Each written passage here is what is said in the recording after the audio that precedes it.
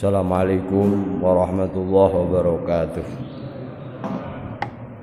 Bismillah, alhamdulillah, wassalatu wassalamu ala rasulillah wa ala alihi wa sahbihi wa mawalah, wa la hawla wa la quwata illa billah, amma ba'du. Pada bapak-bapak, ibu-ibu, saudara-saudara semua, jamaah sholat isya, sholat tarawih, dan insyaallah sholat witir Masjid Al-Furqan rahimakumullah. Marilah pada kesempatan malam hari ini kita bersama-sama selalu mengucapkan syukur kehadirat Allah Subhanahu wa taala, karena dengan syukur itu terjelas kelihatan keimanan kita. Karena nyuwun sewu, yang tergerogoti kehidupan orang-orang Islam di akhir zaman itu adalah tidak hanya fisik, tapi adalah yang paling berat adalah keimanan. Keimanan itu tergerogoti dengan situasi, dengan kondisi yang terjadi di akhir zaman.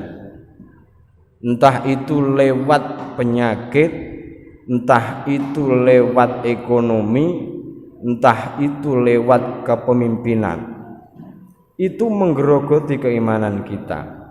Maka tidak ada lain jalan yang terbaik, jalan pintas, kecuali kita mengucapkan syukur kepada Allah Subhanahu wa taala, waktan ba'da waktin, ainama kanu, dimanapun kita berada. Ini sudah jaminan dari Allah Subhanahu wa ta'ala, la in syakartum la azidannakum. Jika kalian semua itu bersyukur kepada Allah Subhanahu wa ta'ala segala situasi, maka akan ditambah oleh Allah Subhanahu wa ta'ala. Tambah nikmatnya, tambah imannya, tambah temannya, tambah duite kan. Wala in kafartum inna adzabi lasyadid. Dan jika kalian semua mengkufuri, maka ingatlah siksaku amat pedih. Ini dikatakan oleh Allah Subhanahu wa taala. Percaya monggo, ora percaya ora apa-apa. Ngoten. Wong urip niku ngoten mawon saniki. Karena apa? Karena kepercayaan kita tidak bisa kita paksakan kepada orang lain. Bapak-bapak, ibu-ibu, hadirin wal hadirat rahimakumullah. Saya teringat sebuah makalah di dalam kitab Nashaihul Ibad. Di situ termasuk prediksi Rasulullah sallallahu alaihi wasallam. Rasulullah sallallahu alaihi wasallam bersabda, sayati zamanun ala ummati, suatu saat akan datang zaman, masa, waktu, saat kepada umat-umatku, yafirruna minal ulama, mereka semua lari daripada ulama. Ulama wis ora kanggo, ulama TV tontonan menjadi tuntunan. Pondok-pondok pesantren sepi, masjid-masjid sepi, kumpul sama ulama tidak pernah. Bukan lari, tapi situasi kadang-kadang yang membuat itu. Yafirruna minal ulama, mereka lari dari kaul ulama, ucapan-ucapan para ulama. Yang ditunggu ucapan para nabi, nabi sudah tidak ada. Yang masih hidup hanya 4 tok nabi itu sekarang itu. Di langit 2, di bumi 2. Di langit Nabi Isa dan Nabi Idris. Di bumi Nabi Khidir dan Nabi Ilyas masih hidup sampai sekarang. Sebanyak 124.000 nabi dan rasul. Bapak-bapak, ibu-ibu, hadirin wal hadirat rahimakumullah. Ketika umat Rasulullah kita semua sudah lari, sudah tidak peduli terhadap apa yang dikatakan ulama, wa yabtaliyahum bisalasi baliyatin, maka akan ditimpakan kepada umat itu, kepada mereka itu 3 musibah, 3 balak, 3 cobaan. Yang pertama adalah yarfa'allahu barakatuhu min kasbihim, akan diangkat keberkahan dari usaha-usaha yang mereka lakukan. Pekerjaan mereka berangkat pagi pulang malam, lembur kadang-kadang, menanam padi mulai dari sebelum subuh sudah berangkat, pulang sampai matahari terbenam. Ini keberkahan diangkat oleh Allah Subhanahu wa taala. Maka rasanya bukan kepuasan, akan tetapi kekurangan terus. Itu. Yarfa'allahu barakatuhu min kasbihim, diangkat keberkahan-keberkahan dari usaha mereka. Dari segala bidang usaha apapun akan diangkat keberkahannya oleh Allah Subhanahu wa taala. Yang kedua adalah wa yusallitullahu sultanan dolima, akan dikuasakan kepada mereka pemimpin-pemimpin yang dolim. Mohon maaf para bapak-bapak, ibu-ibu, yang kita pikirkan jangan pemimpin negara,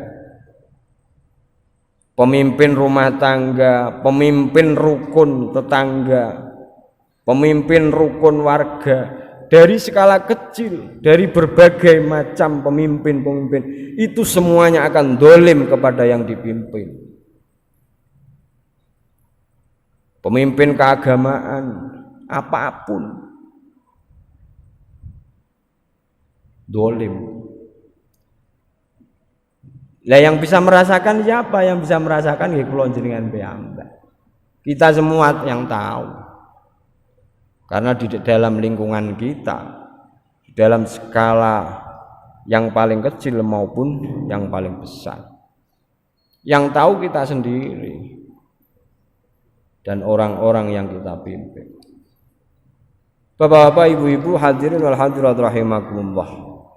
Sedangkan yang ketiga paling naudzubillah min dzalik, yakhrujuna minad dunya bi ghairi imanin, akan keluar, akan mati, akan meninggal dalam keadaan tidak punya iman. Na'udzubillah summa na'udzubillah min dzalik. Berapa besar keimanan kita yang tergerogoti dengan situasi dan kondisi sekarang ini. Sunnah Rasulullah sudah tidak terpakai lagi karena takut, karena khawatir dan lain sebagainya. Mana keimanan kita? Maka ada sebuah ayat Al-Quran, mari kita cermati bersama-sama. A'udzu billahi minasy syaithanir rajim.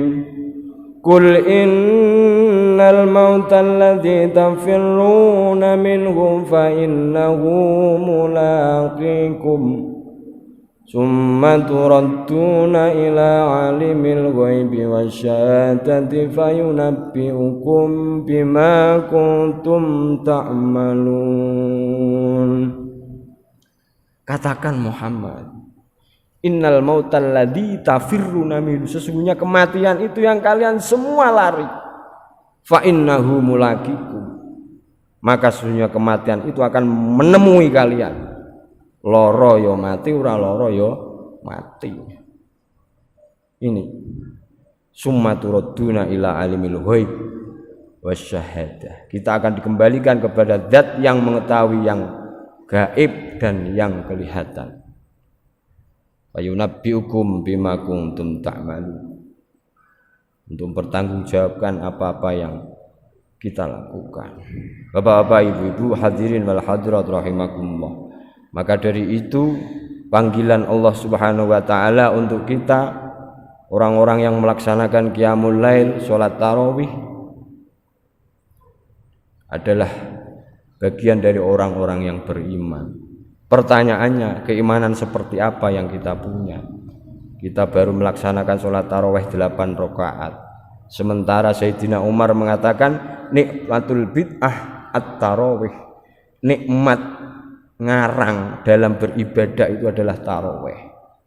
Bahkan sekarang bermunculan sholat tarawih 100 rakaat. Tadi malam ada di Sendang Guwo yang dipimpin oleh Habib Ahmad Assegaf. Kita 8 rakaat wis molat-molat ngenteni sinetron, ngenteni makan kolak dan lain sebagainya. Maka dari itu kita tanya diri kita, keimanan seperti apa yang kita punya untuk mempertanggungjawabkan, untuk menghadapi kehidupan yang abadan selama-lamanya. Wal afu minkum. Assalamualaikum warahmatullahi wabarakatuh.